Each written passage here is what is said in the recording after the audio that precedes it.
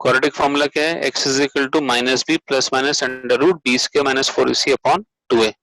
तो हमने क्वेश्चन कौन सा कर रहे हैं, ये क्वेश्चन नंबर है हमारा, देखो बुक में 9, क्वेश्चन नंबर 9 है और इसमें डोमेन क्या दिया हुआ है, पॉजिटिव रियल नंबर, कोडोमेन है -5 टू इन्फिनिटी और फंक्शन हमारा क्या है f of x is equal to 9x square plus 6x minus 5 और हमें क्या निकालना है, इसका इनवर्स निकालना है। तो हमें प्रूव करना है कि इनवर्स ये होता है, तो यही हम कर रहे हैं। तो देखते हैं कैसे करेंगे इसको। तो यहाँ हमने ये सब चीज कॉपी कर ली है। सबसे पहले हमने फंक्शन लिख दिया, उसका डोमेन लिख दिया, उसका कोडोमेन लिख दिया और ये जो प्रूव करना है वो भी लिख दिया।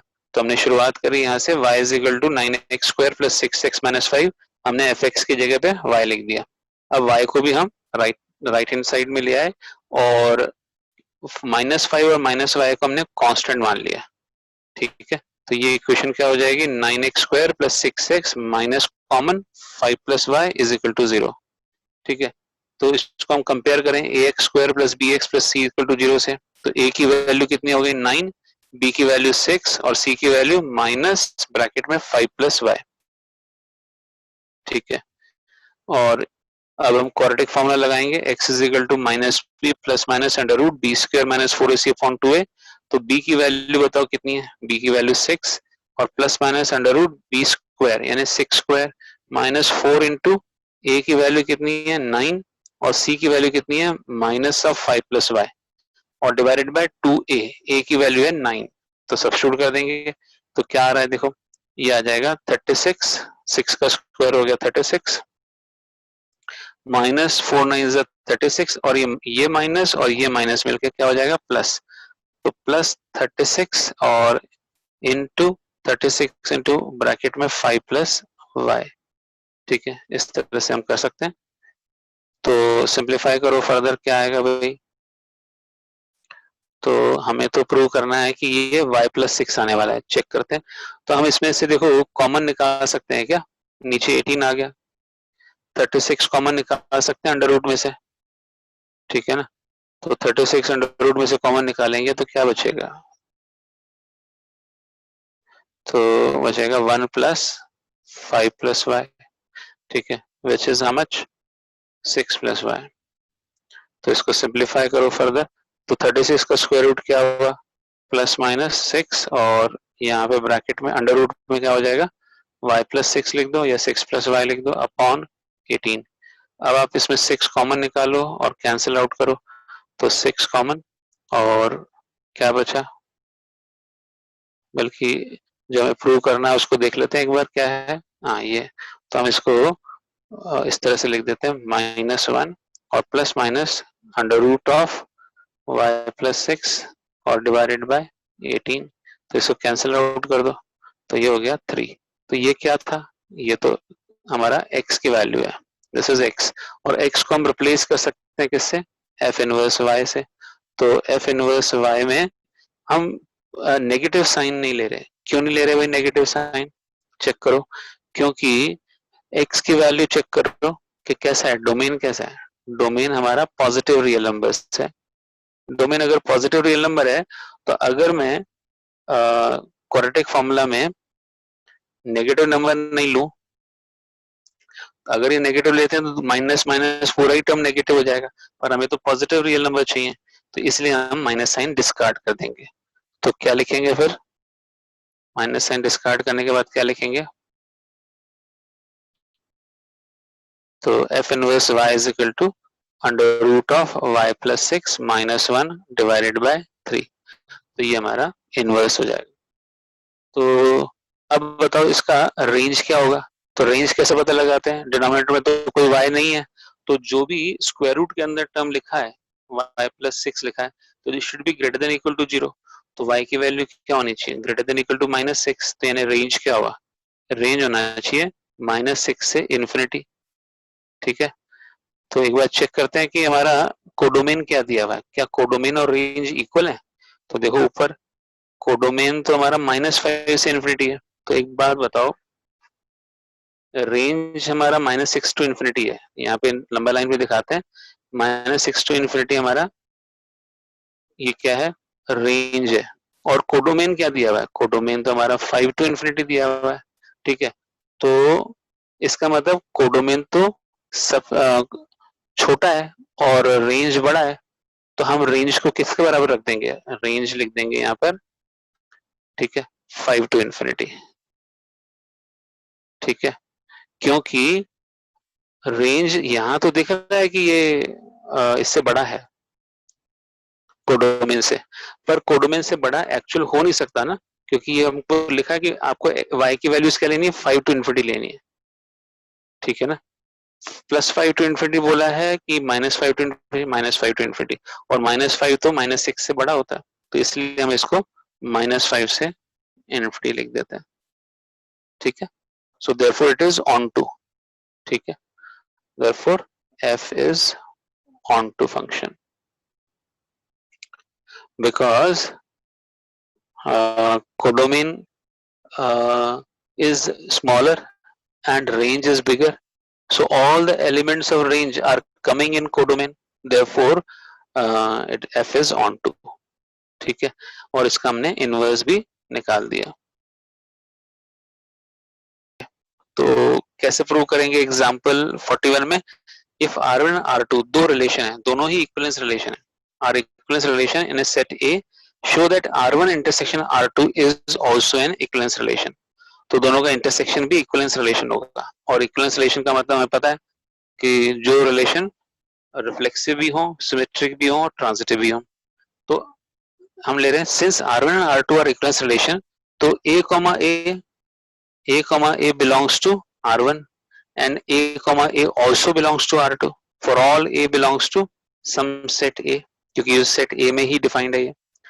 तो अब बताओ R1 इंटरसेक्शन R2 में भी तो A आएगा, तो this implies that A belongs to R1 intersection R2, so therefore R1 intersection R2 जो है वो भी रिफ्लेक्सिव होगा, ठीक है, showing that R1 intersection R2 is reflexive. Further मान लो कि A, B belongs to R1 intersection R2, तो इसका मतलब A, B R1 को भी बिलोंग कर रहा है और A, B R2 को भी बिलोंग कर रहा है, पर हमने बोला है कि इक्विवेलेंस रिलेशन है, तो इसका मतलब है B, A भी R1 को बिलोंग कर रहा है, मतलब A, B का उल्टा B, A वो भी R1 को बिलोंग कर रहा है और B, R2 को भी बिलोंग कर रहा है। इसका मतलब क्या हुआ, B, R1 इंटरसेक्शन R2 दोनों को बिलोंग कर रहा है, क्योंकि यहाँ हमने बोला ना A, B belongs to R1, इसके साथ हमने यहाँ लिख दिया B, A belongs to R1। क्यों, क्योंकि हमें बोला है R1 इक्विवेलेंस है, तो R1 इक्विवेलेंस है तो R1 सिमेट्रिक भी होगा, तो AB बिलोंग्स टू R1 तो BA also belongs to R1, ऐसे ही AB belongs to R2 तो BA also belongs to R2 because R2 is also symmetric, तो इसका मतलब B, A it also belongs to both R1 and R2, therefore B, A belongs to R1 intersection R2, ठीक है। अब बात करते हैं ट्रांजिटिविटी की, तो R1 intersection R2 is symmetric, ठीक है, ये तो हमने कंक्लूड कर लिया।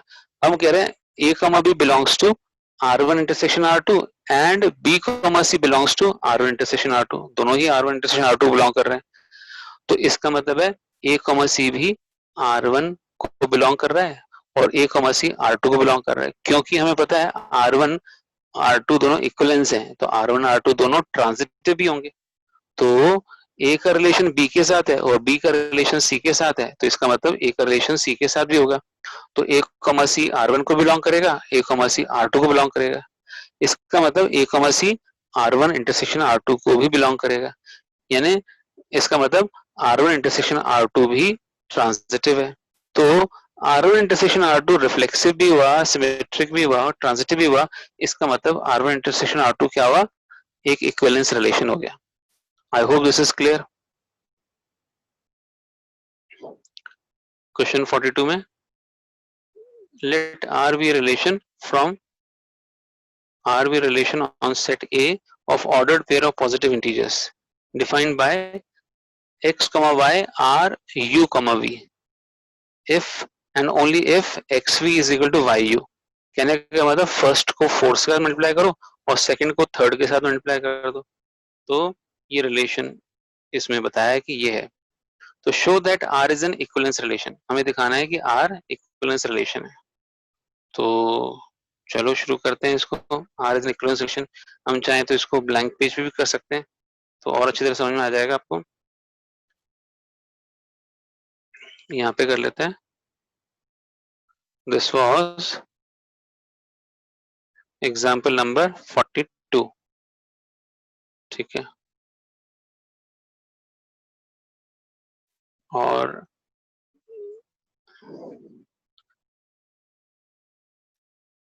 एग्जाम्पल 42 और x comma y R u comma v, ये कैसे डिफाइंड है? Is equal to x v implies that x v first को फोर्स के साथ मल्टीप्लाई करना है is equal to y u. तो हमें प्रूव करना है कि ये इक्विवेलेंस है। तो कैसे प्रूव करें? तो सबसे पहला रिफ्लेक्सिव प्रूव कर लेते हैं। तो रिफ्लेक्सिव के लिए हमें क्या करना पड़ेगा? X y R x y कर देते हैं। तो इम्प्लाइज व्हाट, हमें फर्स्ट को फोर्थ के साथ मल्टीप्लाई करना है और सेकंड को थर्ड के साथ मल्टीप्लाई करना है। तो क्या मिलेगा? X y is equal to x y. तो ये तो ऑलवेज ट्रू होगा, देयरफॉर आर इज रिफ्लेक्सिव, क्योंकि दोनों इक्वल है। Therefore R is reflexive. अब सेकंड स्टेप हमें प्रूव करना है सिमेट्रिक है। तो सिमेट्रिक के लिए हमने एक्स कमा वाई, ठीक है, आर यू कमा वी लिख दिया। तो which implies that x v is equal to y u. First और फोर्थ को मल्टीप्लाई किया और वो किसके बराबर है? सेकेंड और थर्ड को मल्टीप्लाई कर दो। अब इसका उल्टा करते हैं, u comma we are x कमा वाई निकालते हैं। तो चलो देखते हैं वही आता है या अलग आता है। तो फर्स्ट को फोर के साथ मल्टीप्लाई करो और इज इक्वल टू सेकेंड को थर्ड के साथ। तो बताओ क्या आया? तो हमने लिखा u y is equal to v x. तो आप वी एक्स लिखो चाहे एक्स वी लिखो एक ही बात है, और वाई यू लिखो चाहे यू वाई लिखो एक ही बात है। हम इसको वाई यू लिख देते हैं यहाँ पे और इज इक्वल टू एक्स भी लिख दें, एक ही बात है। तो therefore implies what, r is symmetric। क्या है? सिमेट्रिक बोल दिया, ठीक है ना, y सिमेट्रिक। अब तीसरा बात हमें क्या प्रूव करना है? r is transitive।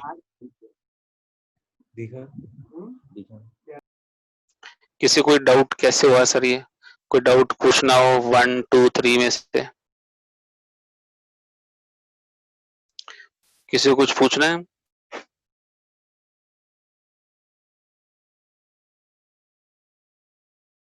Devansh, Mansi, Naresh, Parul, Shivani, यशवान, पूछो भाई। नहीं पूछना सर। हाँ समझ में आ गया। तो चलिए, ये था एग्जाम्पल 42। तो अपन टाइम खत्म होने वाला है भाई, आज की सभा यहीं समाप्त करनी पड़ेगी। और कोई जोक सुनाना हो 2 मिनट में, 1 मिनट में, आधे मिनट में, बता दो। आज पूरी रिकॉर्डिंग नहीं हुई है, कुछ एग्जाम्पल की रिकॉर्डिंग हुई नहीं है।